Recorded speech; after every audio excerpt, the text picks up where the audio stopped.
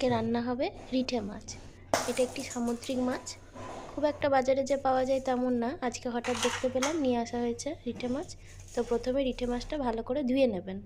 ধুয়ে নিয়ে তারপরে নুন হলুদ মাখিয়ে কিছুক্ষণ রেখে দেবেন।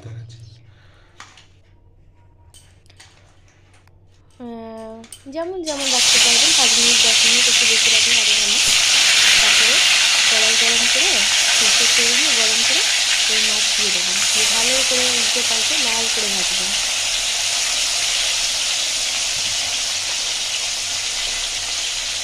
আজকে 2 রকমের মাছ আনা হয়েছে, রিঠে মাছ আর বাটা মাছ। রিঠে মাছ সামুদ্রিক মাছ একটু স্মেল হওয়ার জন্য খুব একটা আমার ভালো লাগে না, কিন্তু আমার হাজব্যান্ডের খুব পছন্দ না। তো মাছ ভালো করে ভেজে নেবেন লাল করে, তারপরে তুলে নেবেন।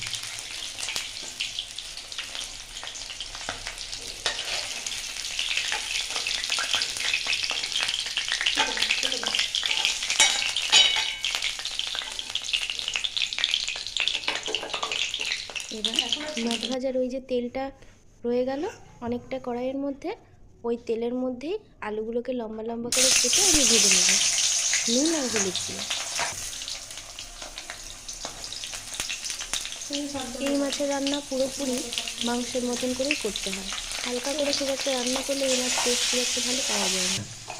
যত ভালো করে কষিয়ে রান্না করবেন তত ভালো খেতে লাগবে।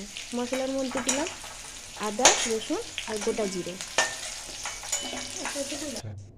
এদিকে আমার আলু ভাজা হয়ে গেছে।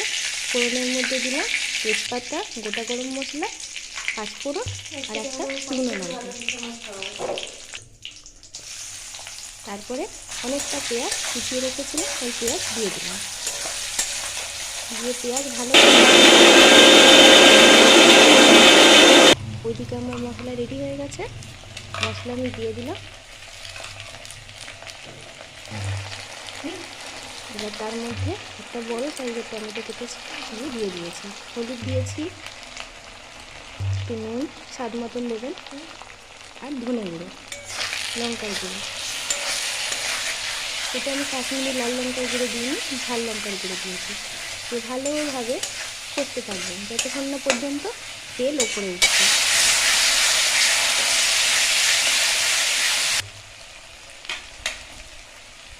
তারপরে ভেজে রাখা আলুগুলো ওর মধ্যে দিয়ে দেবেন, দিয়ে তারপরে ভালো করে কষাবেন।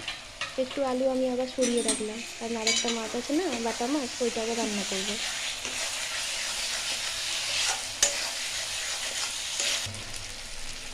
এই যে মশলাটা আমার রেডি। এবারে আমি জল দিয়ে দেবো।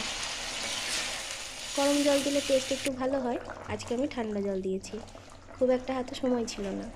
এরপর আলু একটু সেদ্ধ হয়ে যাওয়ার পর, 50% সেদ্ধ হওয়ার পর মাছগুলো দিয়ে দিয়েছি। মাছের সাথে আলু ভালোভাবে সেদ্ধ হবে অল্পখানি, তারপরে মাছের মধ্যে ওই গ্রেভির একটু ঢুকবে, তাহলে মাছটা একটু ফ্লেভারফুল হবে। হয়ে এসছে রান্না প্রায়। এবার শেষের দিকে আমি একটু গরম মশলা দিয়ে দিয়েছি, তারপরে লাস্টে আমি একটু ধনেপাতা দিয়েছি।